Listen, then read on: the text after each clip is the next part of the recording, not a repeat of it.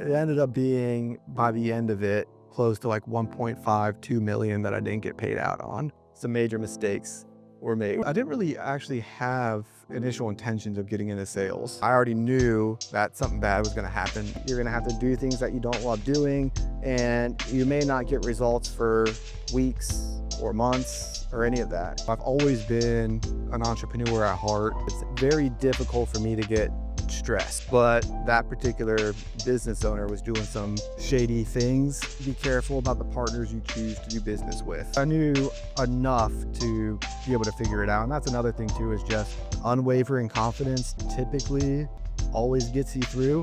Just the belief of, I will figure this out, there is a solution, it always works. Of course, there were some pains along the way and some lessons learned. It was an interesting transition because I went from the sales side and the tech side to now more of like a crazy amount of different moving pieces, which is far from what I was used to. Today we have Evan Radmaker on the podcast, Reps Owner. He went from being a sales rep to doing over 100 million in the solar industry, getting into crypto, all sorts of different types of things. Crazy story, was a high school dropout, sold noodles, government contracts. This is the whole spectrum. You guys are going to hear a lot of fun stories today, a lot of valuable insights. Yeah, let's give it up for Evan. Thanks for being here. I appreciate you having me. Looking forward to this episode. A lot of fun stuff coming, and yeah, I love what you're doing for the young entrepreneurs of the world. And excited to see a lot of the businesses that come out of this podcast.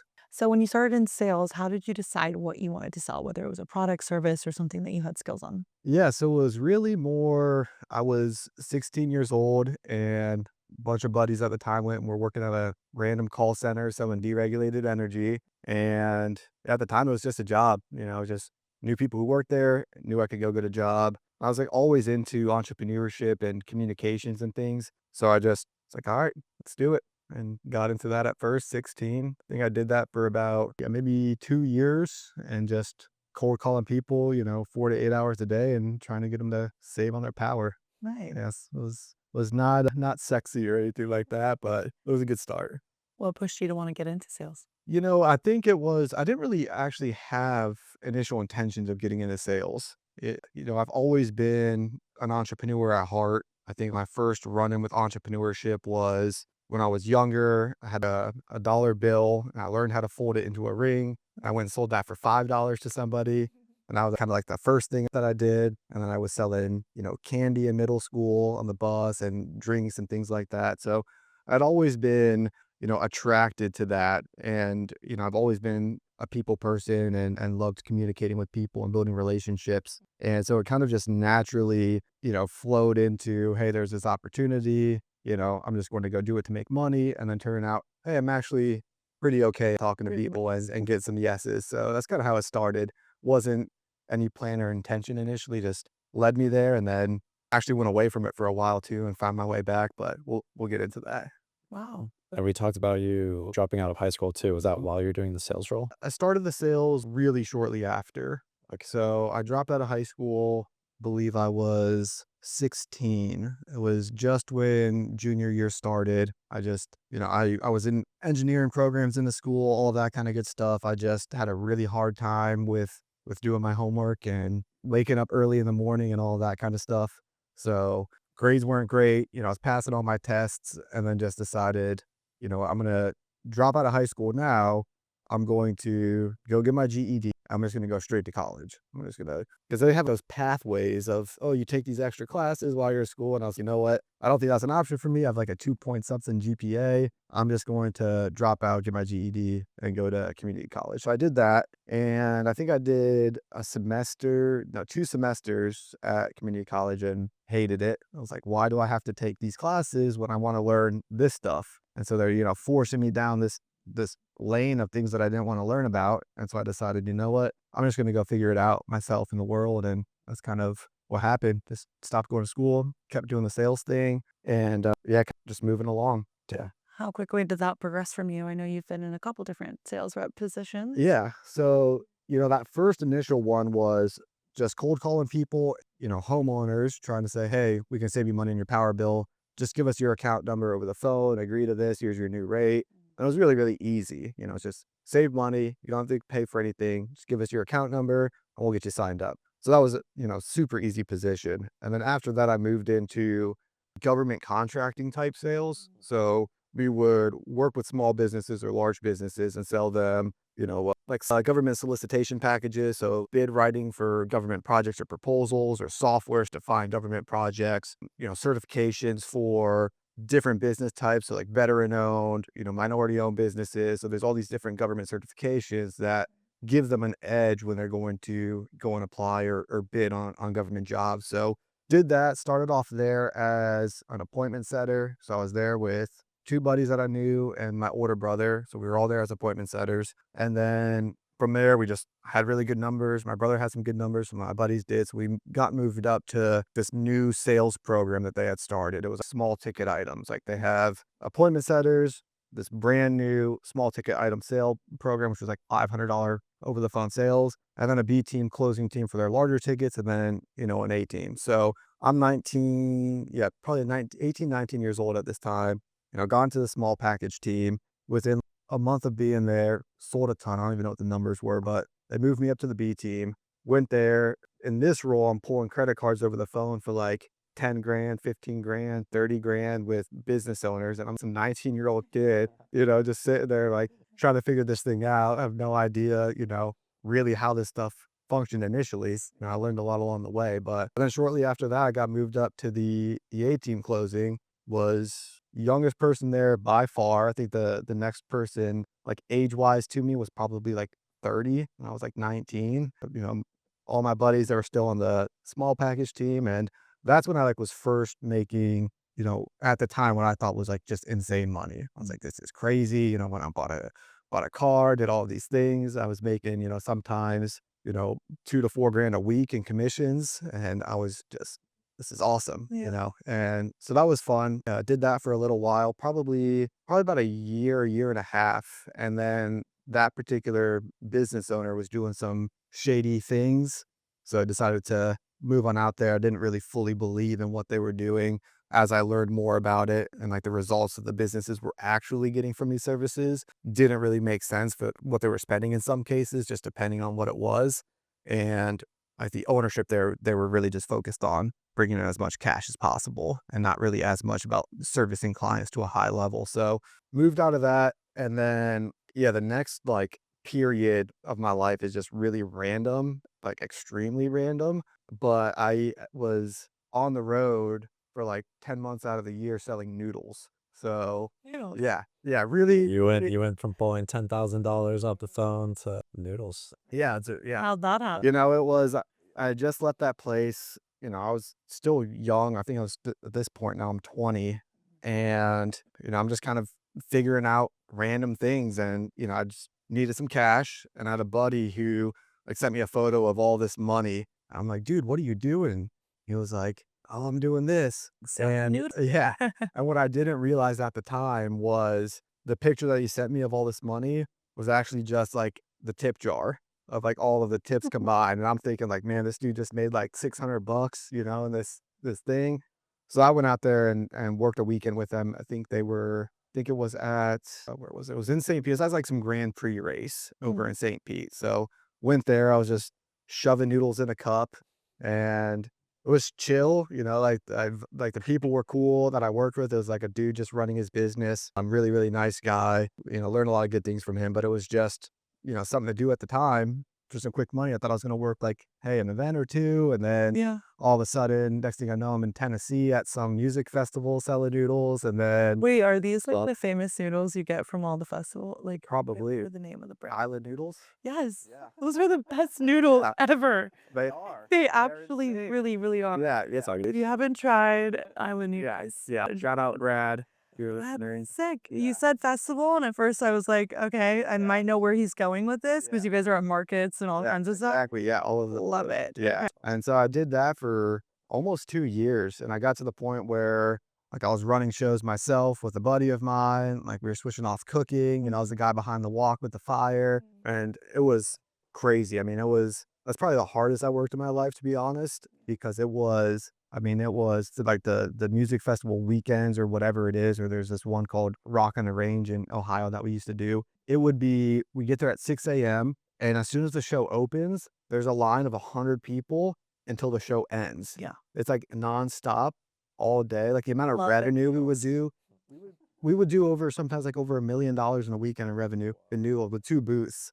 Like we were just slamming noodles out. Like it was Or going back once or twice, I hear, yeah. I just gotta get the noodles. no, they are. I ate a lot of them, but it was yeah, it was grueling. It was like Physical labor. physical labor Yeah. on my feet. Yeah. Like it was wild. So, I was doing that for a while and the transition out of that was also like I feel like my life is just like a bunch of random things that happen. Like it was also like another somewhat random thing that I was just not planning on even transitioning out at the time. But so side note about, kind of my journey, my past as well. I was not a good kid, like 16 to 18 range, just getting into trouble, drugs, all of that kind of stuff, ran around with just a crazy crowd of people, which will get you in some bad places. And so when I was 18, my father introduced me to Tony Robbins, and he was always, super into it when I was growing up. So I was kind of around that language a lot. And it really,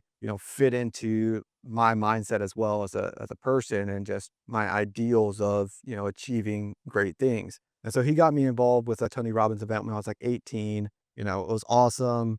Went to a couple of those events. Definitely, impacted me as a person in a lot of great ways. But the challenge with a lot of those events too is, you get the information, you feel really great, and then you go back to your old environment, and then you just, kind of Forget about it. yeah, just Yeah. mold back to your old environment, and that's one of those things. So, now I'm about 2 years into the noodle thing, and my father says, "Hey, I've got this guy Steve Linder. He's doing an event in Orlando coming up," and he was like, "You really got to come to this event. It's amazing." He teaches Tony coaches how to do what Tony does. Tony talks about him a bunch. He's just has amazing content. He's like, "It's going to change your life. You need to come to this event." Or come volunteer at it is what he was asking me to do. And initially I was like, yeah, of course, I'd love to do that because I'm a yes man, I just, especially for my dad, I'm like, yeah, of course I'll be there. And I was like 2 months before we get to it, timing, noodle season just ended, like 9 months deep on the road. I'm getting back and I'm like, there's no way I'm going to go spend 4 days volunteering at this event right now. Yeah, like it's not going to happen. But I committed to it. So I went. And at that event, it was what was it, that event? That event was called, I think it was something for like training coaches or something. And Steve was actually just helping out with that event. I think that was the one. But anyway, Steve is a just super brilliant guy, one of the smartest people I've ever met. Just can't even contextualize it. Just it's just mind blowing what he's able to do, specifically around like NLP or neuro linguistic programming concepts, but just on a whole nother level. But he's also super into technology, which I've been a nerd my whole life, so I've always loved technology. So went there to volunteer. I was just kind of helping with the cameras and really not really doing much except sitting in the room and just keeping like sitting in front of a camera. It's like set up. I'm just sitting there during the evenings because it was like a pretty in-depth event production setup, and Steve had set it up all himself. It's like all the latest gear. I mean, audio boards, like all of these crazy cutting edge technology pieces. So there was like some issue with one of the new pieces that he got that he was trying to get to work or do a certain thing, and we stayed up until I think like 5:30 or 6 a.m. in the morning, Wow. like just working on tech. And like the event started like 2 hours later. So we just formed a really good connection around that. And then like right after the event, pretty much he offered me an internship to come live out in Oregon with him and study and help him with event production and his events and his business and all of these other things. So at that moment, I was just like, oh, I'm so in for this. Like, this guy is like, I'm going to learn so much from this guy. This is going to be life changing. And so I just packed up and flew out to Oregon. And yeah, I was there for 2 years and did the first year as an unpaid internship, just there grinding, Wow. for just to learn. And that was, I think, 2014. Yeah, like 2014 to like 2016 when I was out there. But that experience really changed the trajectory of my life, specifically around like the business side of things. Because what I found is, not only was I, in a new state, in a new environment, I was living with this guy in his house, working on all of these things, but I also had no friends over there, Mm. right? 'Cause I just, dropped out of there. There's living with this 40-year-old dude, and I'm just there. Yeah. And so it forced me to spend all of my time just either working or studying or, learning things that I wanted to learn about. And I was extremely fortunate because Steve had also access to, I mean, he probably bought every marketing program that had existed at the time. I mean, he had like the lynda.com. He had really everything that you could think of to go and learn material online. So I just dove into learning how to build websites, learning how to do video editing, learning how to do, advertising, email marketing, all of these different things, and spent, probably a good 6 months just studying and tinkering and reverse engineering things. And it was really fun and exciting to be able to make all of these different things connect and happen and see the results from it. And so when I finished that internship, it was really like probably could have stayed there. Like, oh, I know I for sure could if he would have. I know, love that, if I was just there and continuing to work. But, at that point, it was have all of these new skills and I want to just get out Try to the them. world Yeah. and see what I can make happen. And so that's what I did. I left Oregon, came back to Florida, and within, 2 or 3 months, I think, yeah. Actually, I did some traveling first, went to like Hawaii and some other things just real As quick. you should. Yeah, You should. yeah. I ended up spending like a month out there. I met some dude, and that's another random story. Is went out there, met some dude, and ended up just living with him for like a month. Him and his roommates, and he was a boat captain as well. So I was just, basically a tour guide on a boat for like a month, just Oh. because it was fun. I wasn't getting paid. It was just like, oh, you're taking tours, like, oh, I'll come. Mission of side quest. Yeah, exactly. Major. Major side quest. Yeah, it was a lot of fun though. But yeah, I came back to Florida and then really just hit the ground running with, hey, I'm gonna build websites and Mm. do business development type work, almost like agency-esque type build is what I was looking at for just that monthly recurring revenue, build something up and service businesses and help build business. Cause that's what I really enjoy is the creative side of brainstorming, problem solving, troubleshooting. Like that's where my happy place is. So I was thrilled to be, yeah, they're ready to do it. Was that 2016, 2017, you said? Yeah, exactly. Yeah. Came back in like 2016, I think around this time, 2016. And then, yeah, I think I know I landed like a couple of just random clients. Just, I don't even remember how. Like like I had a dog trainer in Tampa Mhm. that like I did a website for and did some other things for. I had like two other random ones I don't even remember anymore because like very, very early on in that business, I had gotten a referral from a buddy of mine for a solar company who needed business development help. They were, they wanted to start doing advertising. Their like back end systems were really poor and they needed somebody to come in and help them out with that. So that was my first exposure to the solar industry was coming in as a freelance, business development marketer to help build this and refine this business. And so I did that. That was, I think, beginning of 2017. Went there, was just charging like, I don't know, like 2 or 3 grand a month, I think, which for me at the time just starting out, I was stoked. I'm like, all right, 10 more of these and I'm cooking. Yeah. So yeah, it was a lot of fun. I learned a lot. I was doing their Facebook ads, getting some pretty good success there. Backend systems were good. And then that's when they like started running into sales challenges with their internal teams. And they had all of these appointments and they just weren't getting closed. And so, I'd left sales behind and wasn't really intending on getting back into a sales type role. But at this time as well, my communication had skyrocketed. Like my time with Steve completely changed my ability to communicate, like my tonality control, inflections, all of that was just totally different. So I knew I'm a totally different salesperson than I was, pre-noodles. Yeah. Pre the noodle. Yeah, pre-noodles. So I said, hey, let me try selling some of these jobs. It can't be that hard. I mean, it sounds pretty easy, from what you guys are telling me or what you're making it sound like. I don't know if it's true or not, but it sounds like it should be. So I had no training, like literally zero, like not even a pamphlet on here's how solar works. It was just, here's these appointments. There's 10 of them. I had never like shadowed somebody or sat down with anybody. I had like a quick 5-minute crash course on how to, use some of their systems. Ended up closing like, 6 out of 10 of those in a 2-week period. And it was just one, they were like, what are you doing in this home? Yeah. But to sell those jobs, I don't know, I'm just You talking need to to keep people. this. And I made think like 25, 30 grand off of those deals. Was a little bit different pay structure back then than it is now. Was it just financing and Yeah. cash? Yeah. It was like 499 20-year loans is like the best you could get. They had a bunch of weird different things. And like your red lines were like 250. So about similar on the red line. Which is terrible. Yeah, it's tough, but it might have even been worse. But the commissions weren't as good as they were, as it got longer or further. But yeah, sold those deals, and then at that point, I was like, okay, I may be in the wrong business. Like this reoccurring revenue and stuff, and building this agency sounds great, but I just made this much money in 2 weeks, and I'm Closed sure that 6 deals yeah, and talking, literally just communicating. and it was fun, like getting in someone's home and sitting down and meeting people. Yeah.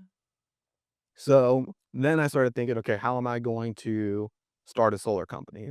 Because I started getting some like really interesting ideas of directions that could be taken for customer acquisition, things that, the owner of that company wasn't really enthused about doing. He just wanted to continue doing the things that he wanted to do, which is, fine, it's a business. Fine for them, yeah. I just saw, another opportunity in the market. And there were two partners at that business. And as I'm thinking these thoughts, one of the partner calls me and tells me that he's going to go start a solar company. And I was like, dude, I was literally just like planning on doing this. Manifesting. Yeah. Literally. And so I met with him. He brought in another guy and we started Unicity. And I was in towards the end of 2017. At this time, I'm 23 years old. This is like my first real business. That's not just, a solopreneurship thing. And definitely some major mistakes were made. We're made. Yeah, Tell us about that. definitely.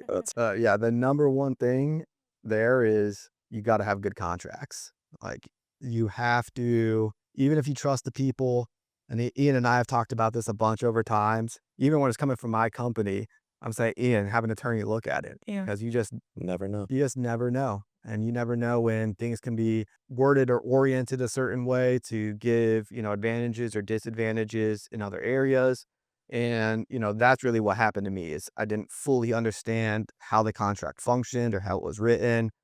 At the time also, I was like just stoked to be getting 10% of this company. I was like, 10%, I'm 23. These guys are, almost 30. Mhm. It's like, okay, You saw it as a great opportunity. yeah, it's like, okay, 10% of a lot of revenue is better than zero. So let me get in and do this and learn. And yeah, I think a big lesson there for me was one, I was just too trusting. I just trusted these guys and thought they were like I am On and your just, team. yeah, gonna Yeah. do the right thing for people in general, which was not the case. And, the other side was the contract side. But there was, part of it's my fault too, because I was there for 5 years just grinding and building.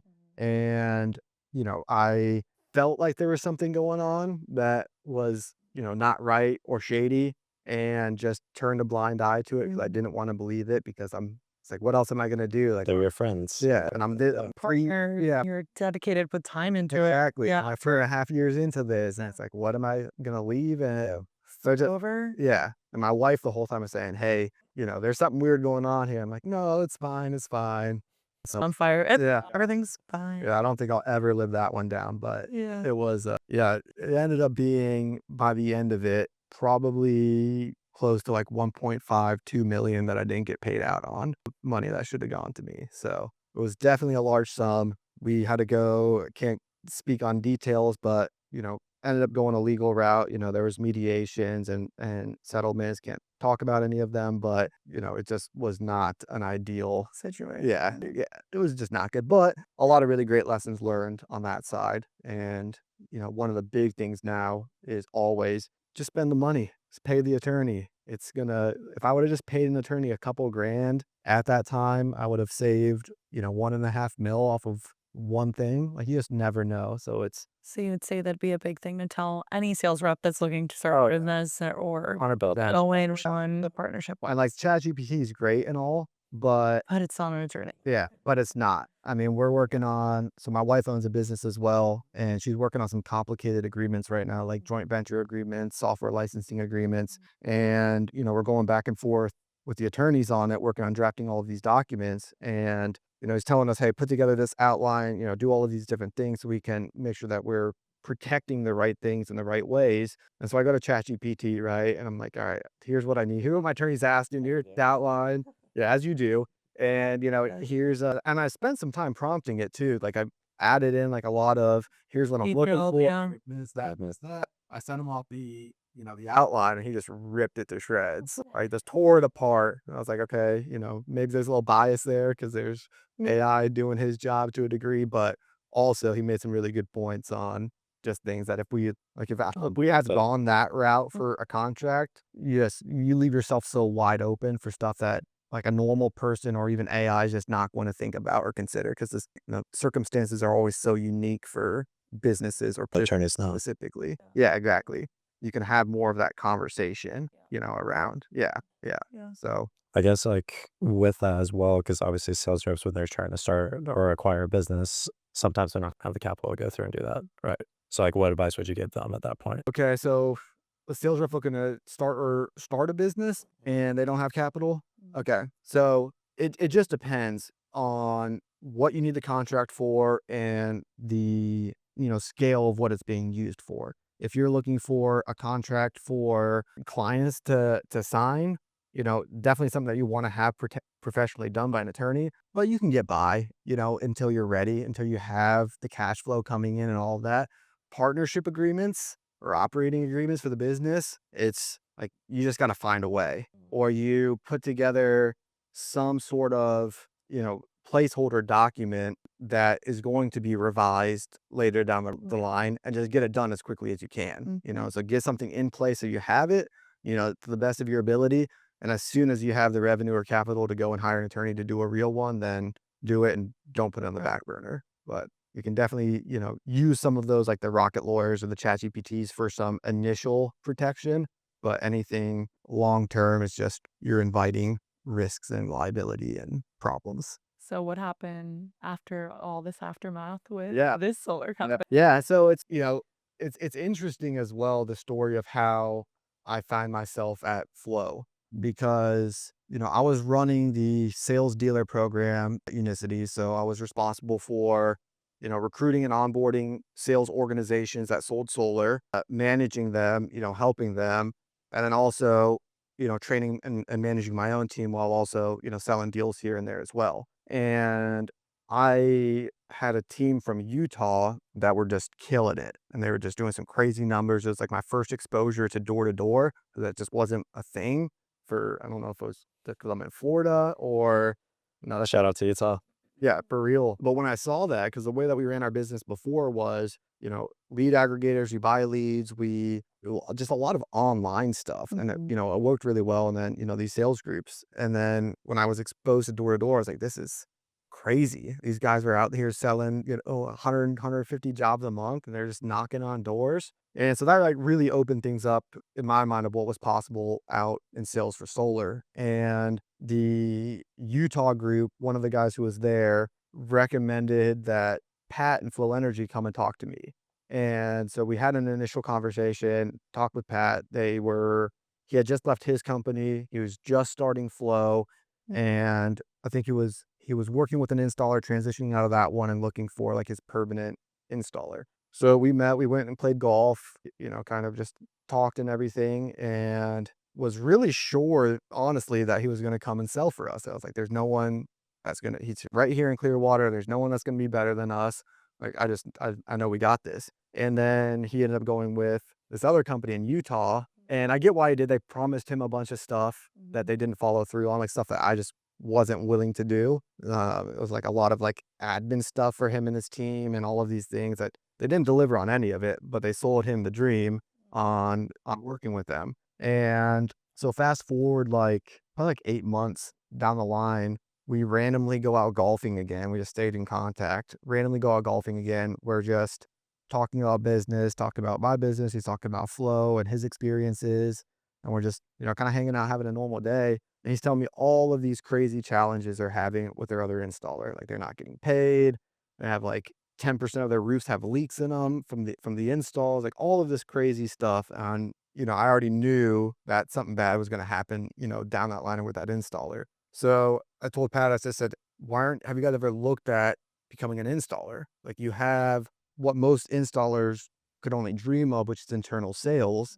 And that would give you guys just such a safety net, safe buffer to go out and build around that. And because to my knowledge at the time, every solar company that like actual install solar company, like 90% of them did not have internal sales. They might have had like one or two guys here doing this and that, but it was primarily all just outsourced. So just brought it to Pat. He's like, yeah, we thought about it and, we want to do it. We'd like to do it. And I just told him, hey, I've got a lot of knowledge here, spent the last 5 years building.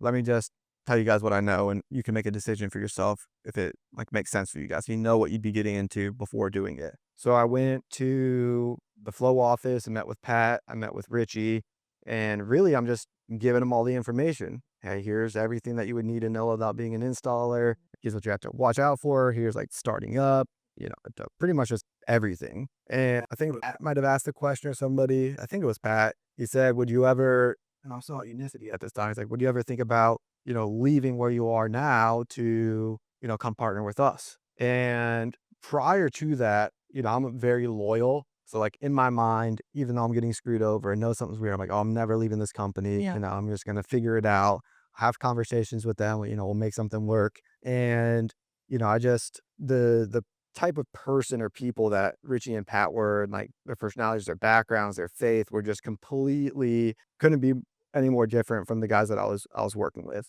My wife really didn't like them. That's never a fun thing, is, your partner not liking the people you're in business with, like really not liking them. Not a good recipe. So They sense it, yeah, yeah. something's wrong. Oh yeah, she's good with that stuff. She always knows.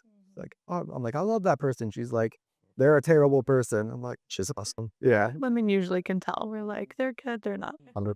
Yeah. So I just, thought about it. I was like, you know what? Like, F these guys. Like, I'm going to come and work with you guys. Yeah. You have a sales machine already built. This is going to be great. I just get to come in and, plug in the pieces on the install side, and then, we'll be moving. And so that's kind of where it all started with Flow. I think that happened in like September of 21. And then by like the beginning of 22, I was like officially on board, and we're just working and figuring stuff out. And then by May of that year, we're installing our first jobs. So it was pretty like quick, really crazy, like how much stuff we had to get in place, in such a short period of time. But yeah, it was a lot of fun. And yeah, we started installing May 2022. Insane. Yeah. How was that transition from being a business owner with the previous solar company to this one? How did that affect you, and how did you do things differently? Yeah, it was a lot different, primarily because, and I may have told Pat this before too, but this is kind of a funny thing as well. Yeah. For Unicity, I was doing sales and I was doing the tech back end, and I didn't touch operations or the installs and the materials or anything. And that is what they need. So I'm in their office like, yeah, I can do all of that. And I have no idea how like most of it even really works. I just know like, You're just like, you'll figure it out. yeah, I'm just like, oh yeah, it's easy. I mean, we've done it, at this company for this much time. Like, yeah, I got it. And so I just really didn't know, but I knew enough to be able to figure it out. And that's another thing too, is just unwavering confidence typically, always gets you through. Just the belief of, I will figure this out. There is a solution. So you do. Yeah, until you do. And, it always works. So that was kind of the situation there. And of course, there were some pains along the way and some lessons learned. But it was an interesting transition, because I went from the sales side and the tech side to now more of the operational, all of these different moving pieces, like a crazy amount of different moving pieces, which is far from what I was used to. I was used to, hey, sales reps need to know where they're going, might need some support. Yeah, might need to answer a call every now and then. And then on this side, it's like, okay, we need to make sure this happens here and this happens there. And when the project moves through these stages, like these go out. So it was just a lot more intricate in what I was responsible for and what I had to do. And then because there were also more moving parts, there was also more that could go wrong. So we would have, an issue with an engineer partner that we thought was going to be good to work with, and they were doing good. And now all of a sudden they're taking 2 weeks to get our plans back, which now delays our processes out. And so we were having like crazy delays on some projects initially with a bad engineer partner. So like that was a nightmare. And then material pricing, this is after COVID. So material pricing was getting crazy. And supply chain was really difficult at this time. We started in like the worst time we could possibly get started. Like it was material cost in solar was the highest it's ever been. It was like 2.5 what it is now, and we're just starting, and then we have all of the supply chain issues. So we're scheduling installs, and then, our supplier says, "Hey, this shipment's gonna be here on Monday," and then Monday comes, they say, "Oh, we're not gonna have it till next week." And it was just crazy thing after crazy thing for the first year. And then, of course, in business, every year there's always something. I always look back every year as like, all right, what was the cornerstone problem of this year that we had to overcome? But yeah, it was just very different, coming into more of a, fun. I attribute fun more to the sales side and to that. Like, it's Yeah. just a different environment to more of like Just much accountability. yeah, It's more exactly. than Yeah, it's like if I don't do some of these things in the right way, in the right time, like a lot of people are going to be annoyed, and it just required a lot more. And it also required management of actual W-2 employees, which is completely different from managing sales reps that, aren't clocking in and clocking out. So yeah, it was an interesting adjustment. It's been very, very, I've learned a lot of really great things. I've grown a lot as a business owner and a leader through, moving more from managing salespeople to, managing and working with actual employees. Then now we're working with people who are also older in the age demographic. I'm not working with, 20-year-old kids, out in college. I'm working with moms and dads and, all of these different types of people, and trying to make sure that, everybody's in the right positions, everybody's doing the best tests, associated to them. The tests are being done efficiently and on time. And then also that we have a good environment for people that, they want to come to work and stay at work, because, turnover is another thing that you have to worry about. But yeah, a lot of different changes, but a lot of really good ones to learn and grow from for whatever comes next. That's awesome. How do you hold yourself accountable compared to being a sales rep now that you're a business owner, just on those days that you're pushing through? Yeah, really it's the people that I work with. So I have, pretty much everybody in the company looks to me for their paychecks, because my position is really what not controls, but what creates the money going out. So for example, the installers, if we start getting slow on jobs, like Evan, we're like, what's the pipeline looking like? Are we gonna like what our installs looking like for the last quarter? Because they just get paid for every job they do. And typically, in previous years, we've been more seasonal as a business. So we sell a lot during, Q2, Q3, and then Q4 and Q1 are kind of pretty dead on sales. And so, each year our installers, they make really good money, and they do a ton of work and installs throughout the year, but we always slow down like December, January, February. So I always have them saying, what's the pipeline looking at? Sales reps are always, hey, is this job getting paid? Was this job installed? Is it getting funded? And then, business partners, always looking at the finances. Hey, do we have money coming in? Are these getting funded? So Right. a lot of it's derived from, the responsibility and the obligations I feel towards my employees, the reps out there working. And then, my partner, specifically Pat, who's watching the cash and making sure our cash is good. Right. Because if cash is bad, then, it's going to be stressful on Pat, and it's going to come back to me. So How do you feel about being held accountable in that way? Just because that's super, super stressful. I Yeah. mean, you're like literally holding everyone's Both yeah. sides. yeah, Yeah. no, that's a good question. I think it's good. I'm one of those people, I feel also that, stress doesn't really like breach into me very often, or well, like it's very difficult for me to get stressed. Watch party. Yeah. Oh, I love me some matcha. Keeps you going. Podcast.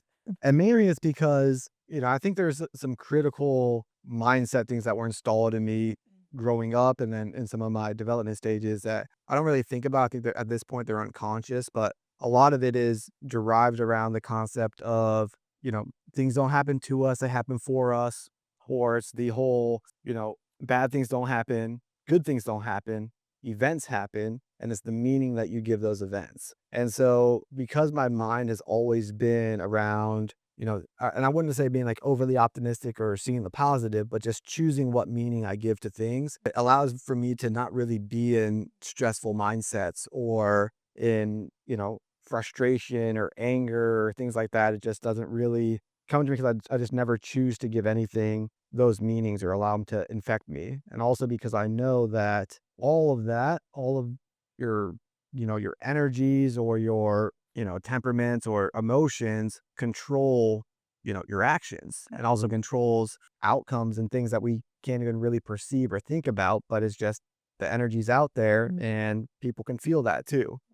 And so a lot of it for me on that side is like, I don't mind that being the accountability. It's almost better for me because it just gives me more drive to do it, because I am definitely more leaning on like the creator side of things. I do not like getting down in the weeds and doing tedious, tasks like I do every day, but I just don't love it. Yeah. And so it's good to have something really strong, like keeping me accountable on those type tasks. Now, if you're saying, hey, go, build out an AI phone system or something like that, I'm like, all right, cool, let's do this. Like, I'm in. I don't really need a lot of push on that, but yeah, the other stuff, it definitely helps for sure. Because there you see it starting to pile up, and then it's like, all right, So, and it's also drives me to start looking at creating more systems and more delegation around, certain things like that. Yeah.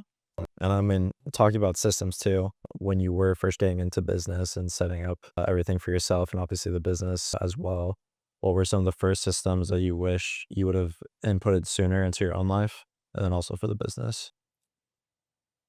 I'd say a big one, and this is one I still don't have implemented and I need to, and that's using a calendar.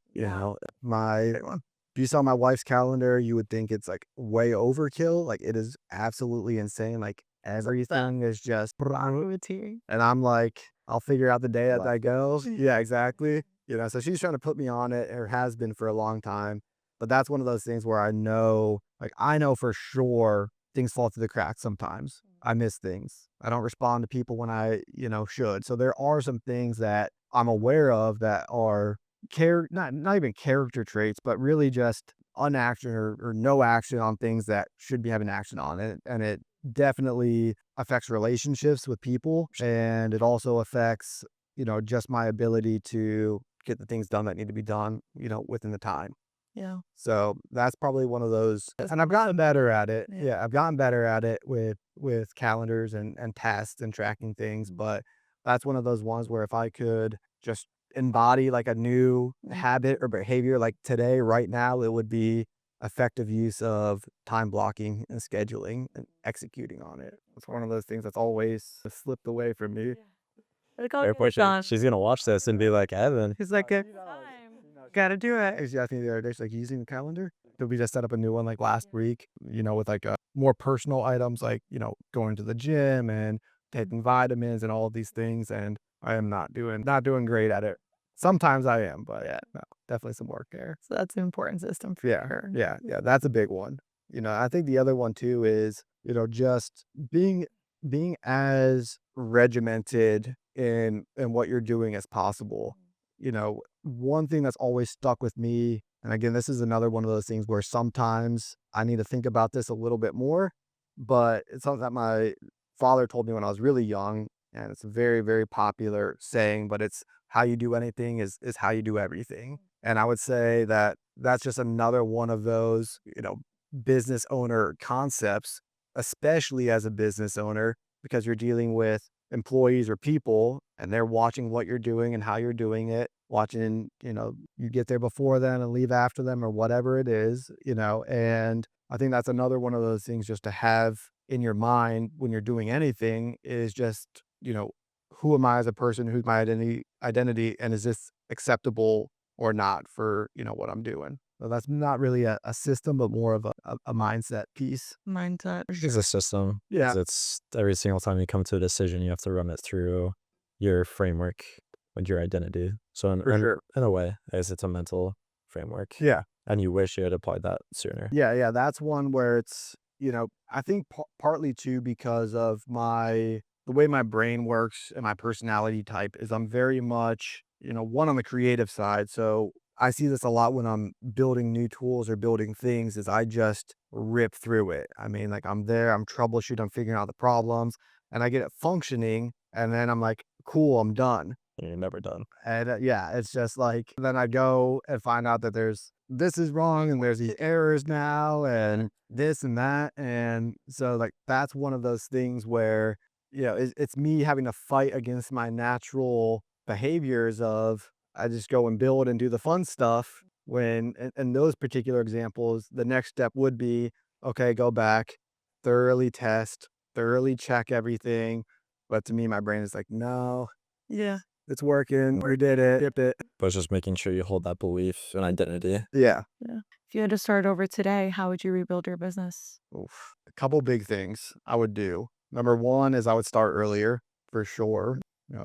Love the path that I took and where I've gotten to now. But if I had been more build focused earlier, like when I first started my sales job, instead of just, hey, go get a paycheck and hang out with friends. Because even at that time, my future was always, I'm going to be in business. Now, there's a brief period in high school where I thought I was going to be a biotechnical engineer or a software engineer. Like that was very brief, but it was always, in my heart, I'm going to be a business owner. And so when I was 16 and 17 and 18 and 19 and 20 and 21, all of those years, knowing that's where I wanted to be or end up being, I should have been driving more actions and experimenting more towards that.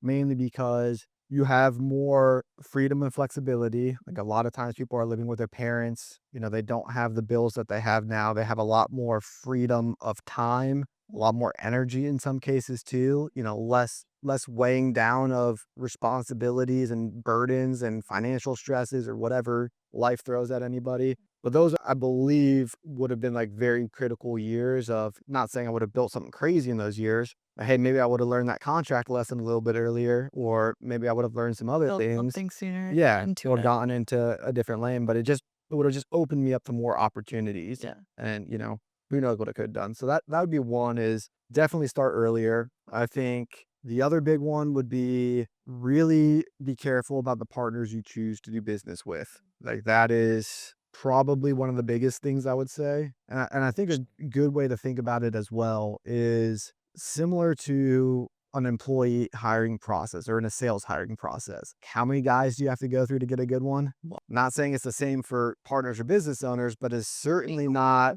this person is the one because they're interested in doing business with me. Like it's not that. So you have to have some sort of strategy or way to vet through and make sure you're working with the right people. Because otherwise, you end up in a situation where either you guys butt heads, nothing gets done, this person steals from the business or does something, bad. There's just a lot of bad things that can happen with the bad people, with the wrong people. So that would be another one. Again, wish I would have. I learned a lot of great things through that business relationship.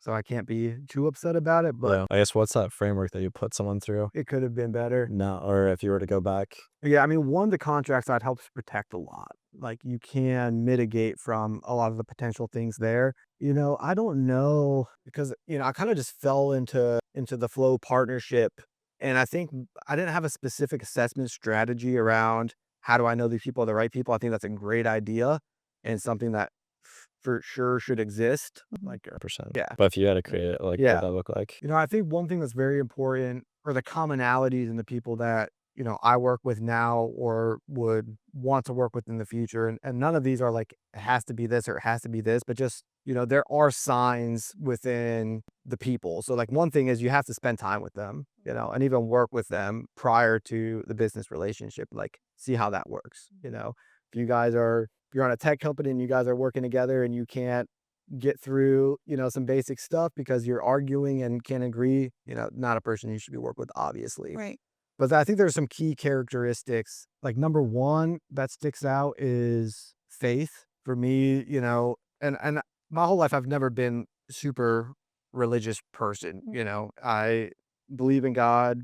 Now I go to church, not every weekend, but I go. But growing up, it wasn't really, a thing that I put a lot of focus or attention on. But specifically in this case with Flo, I knew Pat and Richie were both, part of the Mormon faith.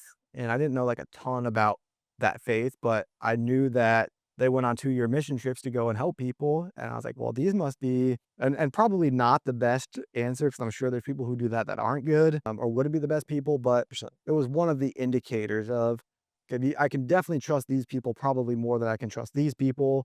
One, the faith side, two, the family side, like, being their wife and kids. It's Sure. yeah, good family dynamic. So like some of those just, overarching character traits. And then also it's another good one is how they handle, competitive activities. Getting out and playing pickleball or getting out and playing golf. I'm playing golf with somebody and they hit a bad shot and they throw their club. They might Oh, react that's aggressively in yeah, business. Yeah.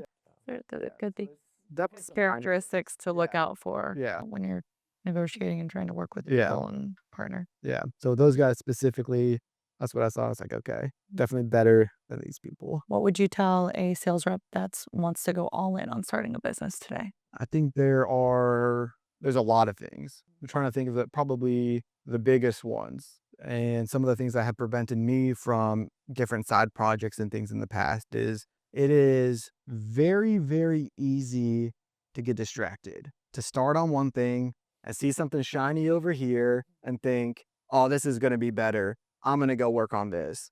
And you spend, some time here, you get okay, you don't get any results or whatever, and you quickly move on to what you think is going to be the next thing. And the challenge with that is number one is you're never going to give anything enough time to fully develop. I mean, the chances of, and we live in a society now and in an age where instant gratification is so much more, attracting or just pulls people in, really. It's, how can I get gratification Quicker, faster? Yeah. faster. Yeah. Right.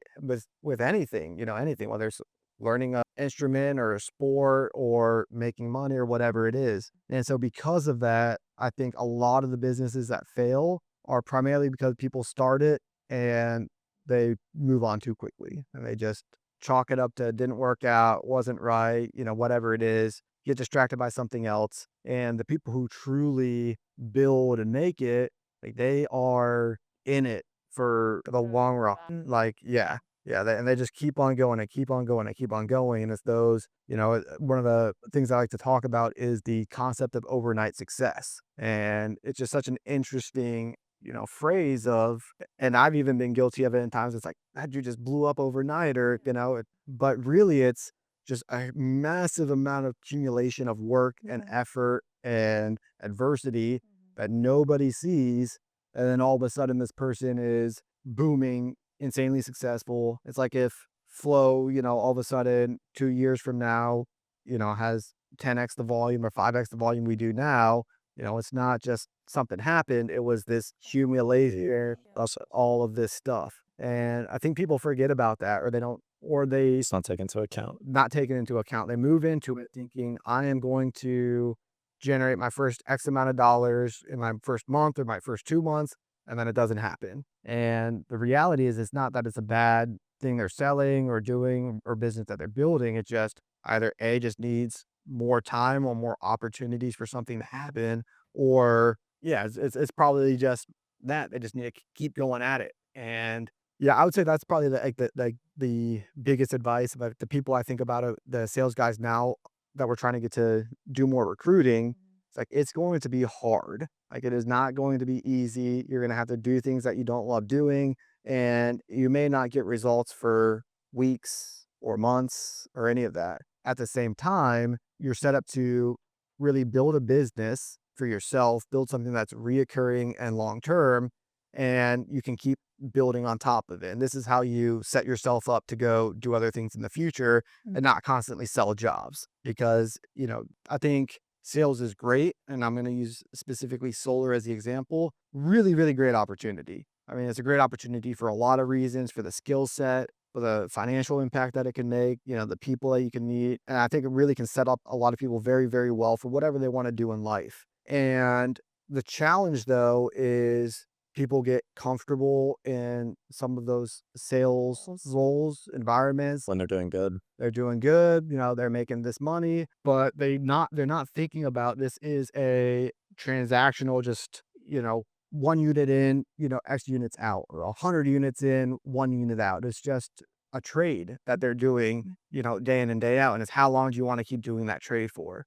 And for me, like I do not want to be in positions where I'm trading like very transactional of, I go knock 100 doors, I'll get a deal. Yeah. And so like with this recruiting thing, for example, it gives them an opportunity to build something that's going to continue working, like building the machine. It's just got to get out and do it, and it's going to be hard, and you're going to make less money initially for sure because it's going to be taking away from you doing your normal things. Yeah. But long term, Yeah. like, Yeah. I mean, I'll give you an example. I've got a guy who was a grade older than me in high school. Went to my high school. He went to sell Vivint alarms, and then we got into solar about the same time. He went only sales route, built a team, very large team, and they were just out selling deals. I went business owner route, going and doing that, which had a lot of different challenges. He was solo on his own at first. I'm with partners. This guy, he doesn't even sell solar anymore, not even in the industry, I don't think. But he probably made over like the course of solar, probably at least 10 to 30x the amount I made. Like he just absolutely destroyed because he just kept on building reps and building reps and building reps. And it's just all that exponential growth, flowing through. Yeah. And didn't have to worry about the stuff I have to worry about, which is overhead and materials and all this other crazy stuff. But yeah, I would say, yeah, people just have to go and push through the suck. Yeah. It's not going to be fun. You're not going to get results quick, and you just got to keep going until it happens. If it doesn't, then keep trying or move on and keep going. Yeah, whatever it is. Yeah, it was that. And then I think the other big thing that I would say is for somebody looking to start a business is probably one, bootstrap as much as you possible. Don't take on bad debt. That just makes things much, much more difficult. And there's so many different ways to get access to capital and to bootstrap and to not have to do that. The other thing, so I got two more. The other thing is don't give equity away for a role or position that you can hire someone to do. If you've got somebody coming in that wants to do a partnership and they want to handle a certain thing, if it's something that you can hire out to somebody and get, unless they're like the best in the world at this specific thing, but if you can hire somebody and get a similar outcome, like just spend the money and hire somebody. Don't give away equity because equity is too valuable. I think that's a mistake that gets made probably quite often because that's emotions and relationships and people just want to work together. And I'm the same way. I don't think I would do well as a solopreneur. I just like having somebody I can build with and brainstorm. Mastermind with. Yeah, exactly. Right. So, Yeah. and then the last one is just reoccurring revenue. Yeah. I mean, 100% find a way to have reoccurring revenue because, I mean, that is just the golden ticket. Yeah. That is the one thing about our business, which we've tried many times to figure out, creative ways to get through. And we will. I think we've got some things working that might get us there. But being in a business that we're just relying on new customers, we have one-time purchases, it's just Scary. it's scary. It's tough. Yeah. Whereas I was out golfing with some random guy from the UK like a month ago, and we were just talking. He's a business owner over there, and he has like some sort of a sign company that does work for like manufacturers. And he basically he was telling me about his business. He just has these manufacturers as clients, and they just use him for all of these printing and sign making needs. Or a boy. And he like basically doesn't even work in the business anymore and doesn't have to even go and get new clients because he has these clients that are just consistently, Reoccurring. reoccurring. Yeah. So that's the other big one. If I were to ever do another, I mean, which I will at some point, but anything else I do next, like outside of what we're doing in solar, is 100% going to be reoccurring revenue. Smart. Yeah, It's amazing. this has to be. Well, thank you so much for coming on today. It course, was thank great you. hearing about your journey and your key insights, and we appreciate everything that you shared with Absolutely. everyone. Thank you for having me. Don't wait. Get started. Good. 100%. And for our viewers, thank you so much for tuning in. If you want to know more about acquiring a business or getting started, go to rep2owner.com to find out, and we'll see you on the next episode.